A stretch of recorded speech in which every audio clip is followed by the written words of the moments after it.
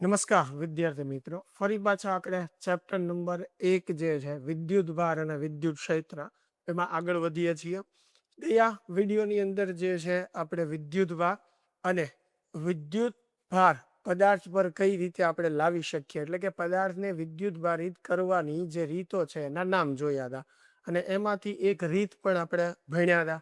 હવે પદાર્થને આપણે 3 રીતે જે છે એ વિદ્યુત ભારિત કરી શકીએ. પહેલી ઘર્ષણની રીત છે, બીજું જે છે ચાર્જિંગ અથવા તો સંપર્કની રીત, અને ત્રીજું જે છે પ્રેરણની રીત. આ 3 રીતે પદાર્થ પર આપણે વિદ્યુત ભાર લાવી શકીએ. એમાં ગયા વિડીયોની અંદર જે છે એ આપણે ઘર્ષણની રીત જે છે એ શીખ્યા હતા કે જ્યારે બે પદાર્થને ઘસવામાં આવે ત્યારે એક પરથી બીજા પર ઇલેક્ટ્રોન સ્થાનાંતરિત થાય છે.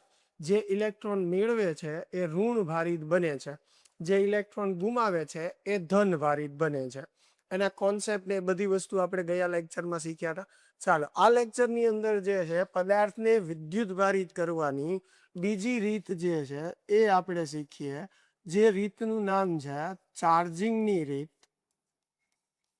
ચાર્જિંગની રીત અથવા તમે એને સંપર્કની રીત જે છે એ કહી શકો. બરાબર, ચાલો, ચાર્જિંગની રીત અથવા તો સંપર્કની રીત. હવે મારી પાસે ધારો કે કોઈ એક પદાર્થ છે અથવા એક ગોળો છે એ, બરાબર, જેના પરનો કુલ વિદ્યુત ભાર જે છે એ ક્યુ છે. હવે એના જ જેવો ગોળો, એટલે કે દ્રવ્ય પણ સમાન હોય અને ત્રિજ્યા પણ સમાન હોય એવો એના જ જેવો બીજો ગોળો બી, કે જેના પર 0 વિદ્યુત ભાર છે. હવે આ બંને ગોળાઓ જે છે એને આપણે એકબીજા સાથે થોડી વાર માટે સંપર્કમાં લાવીએ. હવે સંપર્કમાં લાવવા માટે ડાયરેક્ટ બંનેને એકબીજાને અડાડી દઈએ અથવા તો જે છે બંનેને તાર વડે જોડી દઈએ તો પણ ચાલે. આ બંનેને આપણે સંપર્કમાં લાવ્યા કહેવાય, તાર વડે જોડો તો પણ. અને સંપર્કમાં લાવી અને જો જુદા પાડી દઈએ તો બંને ગોળાઓ જે છે એમાં એક ગોળા પર ક્યુ વિદ્યુત ભાર છે, બીજા ગોળા પર 0 વિદ્યુત ભાર છે, તો વધારેથી ઓછા તરફ જે છે એ વહન થશે. એના લીધે જ્યારે બંને ગોળાઓને આપણે છૂટા પાડીશું તો જ્યારે સમાન ગોળાઓ જે છે એને સંપર્કમાં લાવીને છૂટા પાડવામાં આવે એટલે હંમેશા બંને પર સરેરાશ વિદ્યુત ભાર જે છે એ વહેંચાય. બરાબર, એટલે કે પ્રથમ ગોળા પરનો વિદ્યુત ભાર ક્યુ છે, બીજા ગોળા પરનો 0 છે, બંનેના વિદ્યુત ભારનો સરવાળો ભાગ્યા 2 કરીએ એટલે વિદ્યુત ભાર જે છે એ થઈ જશે Q/2. તો આ ગોળા પર પણ હવે Q/2 વિદ્યુત ભાર થશે, આ ગોળા પર પણ હવે વિદ્યુત ભાર Q/2 થશે. તો હવે અહીંયા તમે જુઓ, પ્રથમ ગોળા પર વિદ્યુત ભાર જે છે એ 0 હતો, એને સોરી બીજા ગોળા પર વિદ્યુત ભાર જે છે એ 0 હતો, એને પ્રથમ ગોળા સાથે આપણે સંપર્કમાં લાવી અને છૂટો પાડ્યો, પછી એનો વિદ્યુત ભાર જે છે કેટલો થઈ ગયો Q/2. તો આપણે આ બીજો ગોળો બી ગોળો જે છે એનું ચાર્જિંગ કર્યું કહેવાય. એટલે ચાર્જિંગની રીતમાં બે વસ્તુનો આપણે ભૌતિક સંપર્ક કરીને બીજી વસ્તુ ઉપર શું કરીએ છીએ, વિદ્યુત ભાર પ્રસ્થાપિત કરીએ છીએ. એટલે જ્યારે બે વસ્તુનો ભૌતિક સંપર્ક કરીને કોઈ એક વસ્તુને આપણે વિદ્યુત ભારિત કરતા હોઈએ તો એને ચાર્જિંગની રીત કહેવાય અથવા સંપર્કની રીત કહેવાય. હવે આ રીતમાં આપણે એ યાદ રાખવાનું છે કે જો બંને ગોળાઓ સમાન હોય તો એને છૂટા પાડ્યા પછી હંમેશા એના પર સરેરાશ વિદ્યુત ભાર આવશે. બંને ગોળા પર સરેરાશ વિદ્યુત ભાર કેમ મેળવવાનો, બંને ગોળાના વિદ્યુત ભારનો સરવાળો ભાગ્યા 2. હવે જો ત્રિજ્યા અલગ હોય, બંને ગોળાઓ જે છે એની ત્રિજ્યા જુદી જુદી હોય, બંને ગોળાઓની ત્રિજ્યા જુદી જુદી હોય, તો એવા કેસમાં સરેરાશ વિદ્યુત ભાર નહીં આવે. સમાન ગોળા હોય તો આ રીતે બંને પરનો વિદ્યુત ભાર આપણને મળી જશે. હવે ધારો કે પહેલો ગોળો જે છે, બરાબર, આ પ્રથમ ગોળો આપણો છે જેની ત્રિજ્યા R1 છે અને એની ઉપર Q1 વિદ્યુત ભાર છે. બીજો ગોળો જે છે એની ત્રિજ્યા R2 છે અને એના પર વિદ્યુત ભાર જે છે Q2 છે. હવે આવા બે ગોળાને આપણે એકબીજા સાથે ભૌતિક સંપર્કમાં લાવ્યા એટલે સીધા અડાડી દીધા અથવા તો તાર વડે જોડી દીધા અને પછી પાછા છૂટા પાડ્યા. તો હવે છૂટા પાડ્યા પછી બંને પરનો વિદ્યુત ભાર કેટલો થશે? તો પ્રથમ ગોળા પરનો વિદ્યુત ભાર આપણે કહીએ Q1 પ્રાઇમ, એનું સૂત્ર થશે QR1 છેદમાં R1 પ્લસ R2. એવી રીતે બીજા ગોળા પરનો વિદ્યુત ભાર Q2 પ્રાઇમ કહીએ, એનું સૂત્ર થશે QR2 છેદમાં R1 પ્લસ R2. તો જ્યારે બંને ગોળાઓની ત્રિજ્યા જુદી જુદી હોય ત્યારે સંપર્કમાં લાવીને છૂટા પાડ્યા બાદ બંને પરનો વિદ્યુત ભાર જે છે એ એટલો થશે. જ્યાં કેપિટલ Q જે છે એ દર્શાવે છે બંને ગોળાનો કુલ વિદ્યુત ભાર, એટલે કે Q1 પ્લસ Q2. જે શરૂઆતમાં અહીંયા લખ્યું હતું, શરૂઆતમાં પહેલા ગોળાનો વિદ્યુત ભાર કેટલો હતો Q1, બીજા ગોળાનો કેટલો હતો Q2. એ બંનેનો સરવાળો એટલે થયું કેપિટલ Q, જે આ સૂત્રમાં છે R1 R2 તો ત્રિજ્યા છે. ચાલો, તો સંપર્ક અથવા તો ચાર્જિંગની રીત જે છે એની અંદર આ બે વસ્તુ આપણે ખાસ ધ્યાને રાખવાની છે. એની પછી ત્રીજી રીત જે છે પદાર્થને વિદ્યુત ભારિત કરવા માટેની, એ છે વિદ્યુત ભારના પ્રેરણની રીત.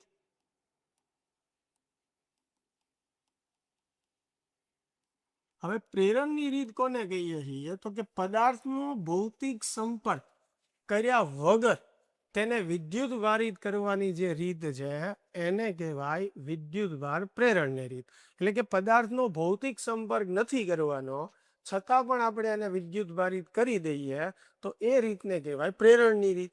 હવે એની માટે પહેલા તમારું ટેક્સ્ટ બુકનું જ ઉદાહરણ લઈએ. ધારો કે બે ગોળાઓ છે, એક જે છે એ છે અને એની જેવો બીજો ગોળો જે છે એ બી છે. તો સામાન્ય રીતે કોઈ પણ પદાર્થ લઈએ તો વિદ્યુતની દ્રષ્ટિએ એ કેવો થશે? તટસ્થ. એટલે એ ગોળા પરનો નેટ વિદ્યુત ભાર શૂન્ય થશે, બી ગોળા પરનો નેટ વિદ્યુત ભાર શૂન્ય થશે. કારણ કે બંનેમાં જેટલો ધન વિદ્યુત ભાર હશે એટલો જ ઋણ હશે. તો અત્યારે બંને ગોળાઓ વિદ્યુતની દ્રષ્ટિએ તટસ્થ છે. હવે બંને ગોળાઓ જે છે એને આપણે એકબીજાના સંપર્કમાં લાવીએ, બરોબર.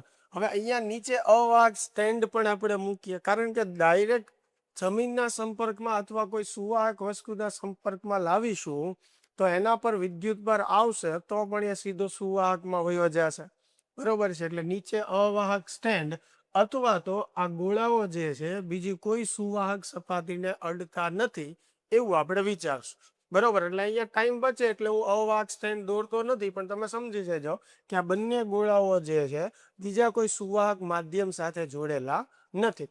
હવે શું કરીએ આપણે? તો કે આની નજીક જે છે એક કાચનો સળિયો લાવી. કાચનો સળિયો મેં ઊન કે રેશમ સાથે ઘસેલો છે. હવે ઊન કે રેશમ સાથે ઘસેલો કાચનો જે સળિયો હોય એ ધનભારિત હોય, એટલે આ કાચનો સળિયો ધનભારિત છે. હવે થોડી વાર રાખીએ, પણ અહીંયા આ કાચનો સળિયો આ ગોળાને અડાડવાનો નથી, એટલે કે ભૌતિક સંપર્ક કરવાનો નથી. તો ધન વિદ્યુત ભાર જે છે એ આ ગોળાઓની અંદર રહેલા ઋણ વિદ્યુત ભારને શું કરશે? આકર્ષે. અને ધન વિદ્યુત ભારને શું કરશે? અપાકર્ષે. એટલે અહીંયા જે છે આ સળિયો હજી આપણે રાખેલો છે આ ગોળાની નજીક, બરોબર. એટલે એ ધન વિદ્યુત ભાર જે છે એને અપાકર્ષે, ઋણને શું કરશે? આકર્ષે. એટલે અહીંયા હજી ઋણ અને ધન જે છે એ બંને એક બાજુ વહેંચાઈ ગયા, એક બાજુ ઋણ આવી ગયું, એક બાજુ જે છે ધન આવી. જો હવે હું આ સળિયો લઈ લઈશ તો પાછી હતી એમનેમ પરિસ્થિતિ થઈ જશે. પણ હવે આપણે શું કરશું? આ સળિયો જે છે અહીંયા રાખીએ છીએ. હવે એક અવાહક હેન્ડલ લઈએ, અવાહક હેન્ડલ વડે આ બંને ગોળાઓને એકબીજાથી દૂર કરી દઈએ, બરોબર, ધીમેથી. એટલે એના લીધે શું થશે કે બંને ગોળાઓને અવાહક હેન્ડલથી આપણે દૂર કરી દઈએ, અને દૂર કર્યા પછી આ જે સળિયો છે એને પણ આપણે લઈ લઈએ તો આ આખા ગોળાની અંદર ઋણ વિદ્યુત ભાર આવી જશે, અને આ આખા ગોળાની અંદર જે છે ધન વિદ્યુત ભાર આવી જશે, બરોબર. તો શરૂઆતમાં બંને પરનો વિદ્યુત ભાર કેવો હતો? શૂન્ય. પણ એ ગોળો જે છે એ તમે જોઈ શકો છો હવે કેવો બની ગયો? ઋણ ભારિત બની ગયો. એવી રીતે બી ગોળો જે છે એ ધન ભારિત બની ગયો. આ બંને ગોળા પર આપણે વિદ્યુત ભાર પ્રસ્થાપિત કર્યો. કોની મદદથી? આ કાચના સળિયાની મદદથી. અને આ કાચનો સળિયો આપણે એક પણ ગોળાને જે છે એ અડાડ્યો નથી, એટલે કે સંપર્કમાં લાવ્યા નથી, છતાં પણ બંનેને વિદ્યુત ભારિત આપણે કરી દીધા. એટલે આને વિદ્યુત ભાર પ્રેરણની રીત કહેવાય. આની માટે એક બીજું એક્ઝામ્પલ પણ છે. એક ગોળો, દાખલા તરીકે આપણે એક ગોળો જે છે એ લઈએ, તો આ પણ ગોળો વિદ્યુતની દ્રષ્ટિએ જે છે એ તટસ્થ જ હોય, એટલે એના પરનો નેટ વિદ્યુત ભાર શૂન્ય હોય, કારણ કે એની અંદર ધન અને ઋણ વિદ્યુત ભાર સરખી માત્રામાં હશે. નીચે અવાહક સ્ટેન્ડ તો છે જ તે. મેં અગાઉ જ તમને કીધું કે આપણે કોઈ એને સુવાહક સંપર્કમાં રાખવાનો નથી. ચાલો, હવે આ ગોળાની નજીક જે છે ફરીને પાછો આપણે ધન ભારિત કાચનો સળિયો જે છે લાવી, પણ કાચના સળિયાને ગોળાને અડાડવાનો નથી, ખાલી આપણે નજીક રાખવાનો છે. તો એનાથી શું થશે? ધન બાજુ જે છે ઋણ વિદ્યુત ભાર આકર્ષાશે અને ધન વિદ્યુત ભાર જે છે એ અપાકર્ષાશે. બરોબર. હવે આપણે શું કરી શકીએ? તો આ એક જ ગોળો છે, આમાં તો આપણે બે ગોળા હતા તો અવાહક હેન્ડલ વડે દૂર કરી નાખ્યો. તો હવે જે છે આપણે ગોળાની બીજી બાજુ જે છે અર્થિંગ જોડી દઈએ. ગોળાની બીજી બાજુ શું કરીએ? અર્થિંગ જોડી દઈએ. અહીંયા આ કાચનો સળિયો જે છે એ આપણે દૂર કરવાનો નથી, નજીક રાખવાનો જ છે, એટલે ઋણ જે છે એને શું કરશે? આકર્ષશે. બરાબર. હવે આ ધન વિદ્યુત ભાર જે અપાકર્ષાય છે એ તાર મારફતે બધો જમીનમાં ગ્રાઉન્ડ થઈ જશે, અર્થિંગ થઈ જશે. થોડી વાર માટે આ રહેવા દઈએ, એટલે બધો ધન વિદ્યુત ભાર આપણે એમ કહીએ કે અર્થિંગમાં જતો રહી. હવે થોડી વાર આ રહેશે, પછી આપણે સળિયો પણ દૂર કરી લઈએ અને અર્થિંગ પણ દૂર કરી લઈએ, તો સમગ્ર ગોળાની અંદર ઋણ વિદ્યુત ભાર પ્રસ્થાપિત થઈ જશે. તો પહેલા ગોળો જે છે એનો કુલ વિદ્યુત ભાર શૂન્ય હતો, પણ આ આખી પ્રક્રિયાથી ગોળો ઋણ ભારિત થઈ ગયો. અને કોની મદદથી કર્યો? આપણે સળિયાની મદદથી. પણ ક્યાંય સળિયો આપણે ગોળાને અડાડ્યો નથી, એટલે આને પ્રેરણની રીત કહેવાય. આવી રીતે પણ થઈ શકે. આ સળિયો જે છે આપણે પ્લાસ્ટિકનો રાખીએ, પ્લાસ્ટિકના સળિયાને આપણે ઊન કે રેશમ સાથે ઘસીએ તો એ ઋણ ભારિત બને, એટલે ગોળાની નજીક જે છે એ આપણે ઋણ ભારિત સળિયો જે છે એ રાખીએ. બરોબર. તો ઋણ જે છે એ શું કરશે? ધનને આકર્ષે, એટલે બધા ધન વિદ્યુત ભાર જે છે આ બાજુ જમા થશે. બરોબર. હવે ઋણને શું કરશે? અપાકર્ષે, એટલે આ બાજુ બધો ઋણ વિદ્યુત ભાર જે છે એ જમા થશે. બરોબર. અહીંયા જે છે ધન આકર્ષાયેલો રહેશે, અને આ જે બધો ઋણ વિદ્યુત ભાર છે અર્થિંગ મારફતે જમીનમાં ઉતરી જશે. બરોબર. થોડી વાર રહીને સળિયો પણ દૂર કરીએ, અર્થિંગ પણ કાઢી લઈએ, તો સમગ્ર ગોળાની અંદર ધન વિદ્યુત ભાર જે છે પ્રસ્થાપિત થઈ જશે. તો ગોળાને આપણે કેવો બનાવ્યો? ધન ભારિત બનાવ્યો. તો આ જે છે એ પ્રેરણની રીત છે, કે જેમાં આપણે જેની મદદથી પદાર્થને વિદ્યુત ભારિત કરીએ છીએ એનો સંપર્ક પદાર્થ સાથે કરાવતા નથી, છતાં પણ પદાર્થ વિદ્યુત ભારિત થઈ જાય છે. તો આ રીતને શું કહેવાય? પ્રેરણની રીત કે. ચાલો, ક્લિયર થાય છે? તો પદાર્થને વિદ્યુત ભારિત કરવા માટેની ત્રણ રીત આપણે ભણ્યા: ઘર્ષણની રીત, ચાર્જિંગની રીત, અને ત્રીજી જે છે એ પ્રેરણની રીત. ચાલો, તો હવે એની પછીનો આપણે જે ટોપિક ભણવાનો છે એ છે ઇલેક્ટ્રોસ્કોપ.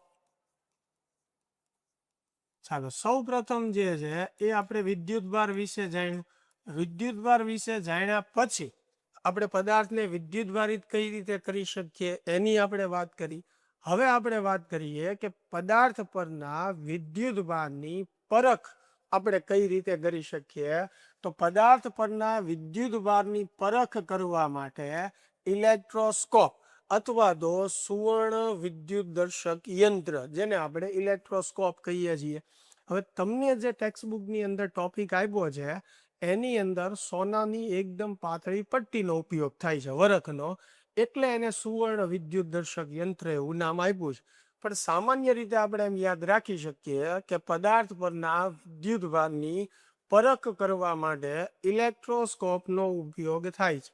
અને એની એક સિમ્પલ રચના પણ આપણને ટેક્સ્ટ બુકમાં સમજાવી છે કે ભાઈ એક કાચની પેટી લઈએ આપણે, પારદર્શક કાચ હોય એટલે બહારથી જે છે નિરીક્ષણ આપણે કરી શકીએ.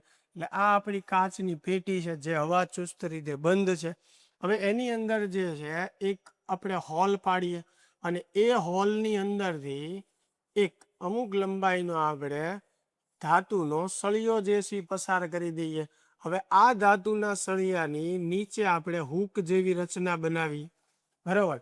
અને ધાતુનો બહારનો જે છેડો છે ત્યાં એક ધાતુનો ગોળો આપણે જોડી દઈએ. એટલે આ જે છે એ ધાતુનો નાનો એવો ગોળો છે. આ જે છે એ ધાતુનો સળિયો છે. અહીંયા જે હોલ પાડ્યો છે એને ફરી પાછું આપણે હવા ચુસ્ત રીતે બંધ કરી દઈશું, જેથી કરીને હવા અંદર દાખલ થઈ શકે નહીં, બરોબર. હવે એ હવા ચુસ્ત રીતે આપણે બંધ કરીએ. હવે આ નીચેનો જે હૂક છે ત્યાં એકદમ સોનાનો પાતળો વરખ જે છે એ આપણે લગાડી દઈએ. એટલે સમજો મારી પાસે એક સોનાના વરખની એકદમ પાતળી પટ્ટી છે, એને બરોબર વચ્ચેથી વાળીને આના પર જે છે એ આપણે ટાંગી દેશું, બરોબર. એટલે આવી રીતે જે છે હૂક ઉપર લટકાશે. હવે શું કરીએ કે પ્લાસ્ટિકનો અથવા કાચનો સળિયો કે જે ઊન કે રેશમ સાથે ઘસેલો હોય, ધારો કે કાચનો સળિયો, તો કાચ ધન ભારી થશે, બરોબર. તો એ કાચનો સળિયો આ ગોળાને આપણે અડાડશું. હવે ગોળાને અડાડશું એટલે આ સમગ્ર રચના જે છે એ સુવાહક છે. એટલે વિદ્યુત ભાર આ ગોળા મારફતે સળિયામાં થઈને અહીંયા સોનાના વરખ સુધી જે છે એ આવશે.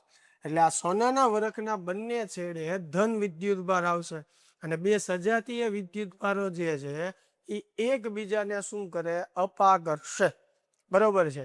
તો એના લીધે શું થશે, જ્યારે આ સળિયાને આપણે અહીંયા લાવીશું એટલે થોડીક જ ક્ષણોમાં આ જે સોનાનો વરખ છે એના બંને છેડાઓ એકબીજાને અપાકર્ષે, એટલે કે એકબીજાથી દૂર જશે. અને આ બંને એકબીજાથી કેટલા દૂર જાય છે એના આધાર પર આપણે વિદ્યુત ભારનો જે જથ્થો કે વિદ્યુત ભારનું જે પ્રમાણ છે એનો અંદાજ લગાડી શકીએ. કારણ કે વધારે અપાકર્ષી બળ લાગે તો વિદ્યુત ભાર વધારે હોય, અને વધારે અપાકર્ષી બળ હોય તો બંને છેડાઓ વધારે દૂર જશે. એટલે એના પરથી ખ્યાલ આવે કે વિદ્યુત ભારનો જથ્થો વધારે છે. હવે જરૂરી નથી કે સોનાનો વરખ જ લેવો, બરોબર છે. એની માટે બીજી આપણે હળવી ધાતુ જેમ કે એલ્યુમિનિયમ જે છે એનો પણ ઉપયોગ કરી શકીએ. અને અગાઉ પણ મેં તમને વાત કરી કે પદાર્થ વજનમાં ખૂબ વધારે હોય તો એના વજન બળની સાપેક્ષે જો વિદ્યુત ભાર જે છે ઓછો હોય તો વિદ્યુત બળ જે છે ખૂબ ઓછું લાગે, તો પરિણામે એ અસર આપણે જોઈ શકીએ નહીં.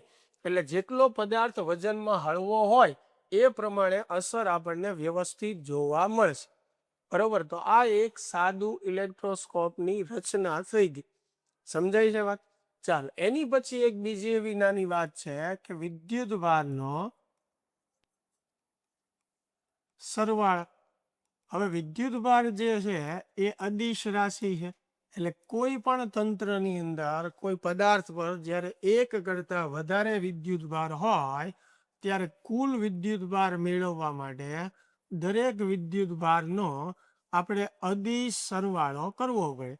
એટલે કે જે ધન હોય તે ધન લેવાનો, ઋણ હોય ઋણ. એટલે કોઈ ધારો કે આ બંધ પૃષ્ઠ છે એના પર હું એમ કહું 7 કુલમ -2 કુલમ અને +3 કુલમ વિદ્યુત ભાર છે, તો આ બંધ પૃષ્ઠની અંદરનો ટોટલ વિદ્યુત ભાર કેટલો થાય? બહુ સહેલું, તો જે ધન છે એ ધન લેવાનું છે અને ઋણ છે એ ઋણ, અને બધાનો સરવાળો 7 + 3 એટલે 10, 10 માંથી 2 જશે તો 8.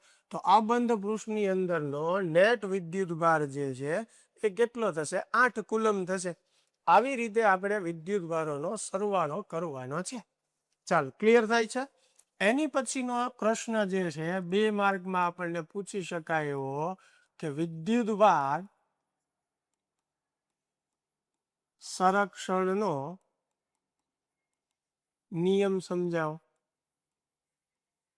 હવે સંરક્ષણના નિયમમાં આપણને ખ્યાલ છે કે જ્યારે કોઈ રાશિ અચળ રહેતી હોય એની માટે સંરક્ષણનો નિયમ આવે. અહીંયા વિદ્યુત ભાર સંરક્ષણનો નિયમ છે એટલે તમે એમ કહી શકો કે અલગ કરેલા તંત્રમાં કોઈ પણ પ્રક્રિયા થાય તો પણ તંત્રનો કુલ વિદ્યુતભાર અચળ રહે છે. એટલે કે અલગ કરેલા તંત્રનો કુલ વિદ્યુતભાર જે છે એ અચળ રહે છે. તમે આને સિમ્પલ આમ પણ સમજી શકો કે કોઈ વાહક પર જેટલો વિદ્યુતભાર છે જ્યાં સુધી કોઈ પણ જાતની એની પર પ્રક્રિયા ન થાય ત્યાં સુધી આપમેળે વિદ્યુતભાર વધી નથી જવાનો કે આપમેળે ઘટી નથી જવાનો. બરોબર છે, એ જેટલો છે એટલો ને એટલો જ રહેશે જ્યાં સુધી એની સાથે કોઈ પ્રક્રિયા ન થાય ત્યાં સુધી. એટલે વિદ્યુતભાર વાહકની અંદર આપમેળે વધી ન શકે અને ઘટી ન શકે, એ જેટલો હોય એટલો જ રહે. અને બીજા ઉદાહરણ દ્વારા પણ આપણે સમજીએ. અગાઉ આપણે જે ઘર્ષણની રીતની વાત કરી હતી, ધારો કે મારી પાસે બે પદાર્થ છે એ અને બી. બરોબર, આ બંને પદાર્થ જે છે એમાં પહેલો પદાર્થ પણ વિદ્યુતની દ્રષ્ટિએ તટસ્થ છે અને બીજો પદાર્થ પણ વિદ્યુતની દ્રષ્ટિએ તટસ્થ છે. તો આ એક બે પદાર્થનું તંત્ર થઈ ગયું. એટલે આ આપણી માટે એ અને બી પદાર્થનું એક તંત્ર છે. હવે બંને પદાર્થને આપણે ઘસ્યા. બરોબર, ઘસીએ એટલે એક પરથી બીજા પર ઇલેક્ટ્રોન જે છે એ સ્થાનાંતરિત થાય. ચાલ, તો ઘસીને આપણે એવું કહીએ કે ધારો કે આના પર 10 ઇલેક્ટ્રોન સ્થાનાંતરિત થયા છે. તો આ પદાર્થ જે છે એના પરનો વિદ્યુતભાર -10 E જેટલો થશે. કારણ કે જે ઇલેક્ટ્રોન મેળવે છે એ ઋણ બને છે. 10 ઇલેક્ટ્રોન મેળવે છે તો 10 ઇલેક્ટ્રોન જેટલો વિદ્યુતભારિત થશે અને ઋણ થશે. હવે જે ઇલેક્ટ્રોન ગુમાવે છે એ ધન ભારિત થશે. તો આ પદાર્થ પરનો વિદ્યુતભાર 10 ઇલેક્ટ્રોન જેટલો જ થશે પણ ધન થશે. તો હવે પહેલા આના પરનો વિદ્યુતભાર 0 હતો, હવે કેટલો થઈ ગયો +10 E જેટલો. આના પર પણ વિદ્યુતભાર શું હતો 0, પણ હવે કેટલો થઈ ગયો -10 E જેટલો. એટલે બંને વિદ્યુતભારિત થઈ ગયા છે, નો ડાઉટ. પણ આપણે વાત કરીએ છીએ તંત્રની, તો આ બે પદાર્થનું તંત્ર છે. બરોબર, તો પહેલા પણ બે પદાર્થનું જે તંત્ર હતું એનો કુલ વિદ્યુતભાર જે છે સમગ્ર તંત્રનો શું હતો 0. આનો 0 બેનો સરવાળો કરો તો પણ શું થઈ જશે 0. હવે આ બે પદાર્થના તંત્રની વાત કરીએ તો આના પરનો વિદ્યુતભાર જે છે 10E, બીજા પરનો -10E, તો પણ શું થશે 0. તો સમગ્ર તંત્રનો વિદ્યુતભાર પહેલા કેવો હતો 0. તો કોઈ પણ પ્રક્રિયા થઈ તો પણ સમગ્ર તંત્રનો વિદ્યુતભાર જે છે એ કેટલો રહ્યો 0. હવે હું એવું નથી કહેતો કે હંમેશા 0 હોય. અહીંયા અચળની વાત એવી છે કે જો પદાર્થનો વિદ્યુતભાર શરૂઆતમાં 0 હોય તો કોઈ પણ પ્રક્રિયા પછી 0 જશે. જો પદાર્થ પરનો વિદ્યુતભાર શરૂઆતમાં 5 કુલમ હોય તો કોઈ પણ પ્રક્રિયા પછી 5 કુલમ જ જશે. એટલે કે તંત્રની આપણે વાત કરીએ, એક પદાર્થ હોય તો એક જ આવે તંત્રમાં. અહીંયા બે પદાર્થ છે તો આ બે પદાર્થનું તંત્ર છે. એટલે આખા તંત્રની વાત થાય છે. અહીંયા આ બે પદાર્થનું તંત્ર છે, એમાં કોઈ એક પદાર્થની આપણે વાત કરતા નથી, સમગ્ર તંત્રના વિદ્યુતભારની વાત કરીએ. જો તંત્ર પરનો શરૂઆતનો વિદ્યુતભાર -7 કુલમ હોય તો કોઈ પણ પ્રક્રિયા કરો પછી પણ સમગ્ર તંત્રનો વિદ્યુતભાર -7 રહેશે. એટલે હંમેશા એવા અર્થમાં નથી લેવાનું કે 0 જ હોય. કહેવાનો અર્થ કે પ્રારંભમાં તંત્રમાં જેટલો વિદ્યુતભાર હોય કોઈ પણ પ્રક્રિયા પછી તંત્રમાં એટલો જ વિદ્યુતભાર રહેશે. એટલે જ આપણે લખ્યું છે કે અલગ કરેલા તંત્રમાં કોઈ પણ પ્રક્રિયા થાય કુલ વિદ્યુતભાર હંમેશા અચળ રહે છે. આને વિદ્યુતભાર સંરક્ષણનો નિયમ કહેવાય. આનું ઉદાહરણ પણ મેં તમને આપ્યું કે જ્યારે બે પદાર્થને ઘસવામાં આવે છે તો શરૂઆતમાં બંને પદાર્થ પરનો કુલ વિદ્યુતભાર 0 હોય છે. હવે ઘર્ષણની રીતમાં એક પદાર્થ જેટલા ઇલેક્ટ્રોન મેળવે છે બીજો પદાર્થ એટલા જ ઇલેક્ટ્રોન ગુમાવે છે. બરોબર, એટલે કે એક પદાર્થ જેટલો ઋણ ભારિત બને છે બીજો પદાર્થ એટલો ધન ભારિત બને છે. તો એ પછી પણ બંને પદાર્થનો કુલ વિદ્યુતભાર કેવો રહેવાનો છે 0 રહેવાનો છે. એટલે આ વિદ્યુતભાર સંરક્ષણના નિયમને દર્શાવતું એક ઉદાહરણ થઈ ગયું. 2 માર્કમાં આપણને થિયરીમાં પૂછી શકે કે વિદ્યુતભાર સંરક્ષણનો નિયમ એટલે શું, ઉદાહરણ સહિત સમજાવો. તો વ્યાખ્યા લખો એની, અને જે કાંઈ મેં ઉદાહરણ સમજાવું એની વિશે આપણે થોડુંક સમજાવવાનું રહે. ચાલો, તો વિદ્યુતભાર સંરક્ષણનો નિયમ ક્લિયર થાય છે. આની પછી આપણે ભણવાનું છે વિદ્યુતભાર ક્વોન્ટમીકરણનો નિયમ. વિદ્યુતભાર ક્વોન્ટમીકરણનો નિયમ જે છે એનું સૂત્ર અગાઉ પણ મેં તમને વાત કરતા કરતા લખાવેલું જ છે, છતાં પણ અહીંયા આપણે સમજશું. વિદ્યુતભાર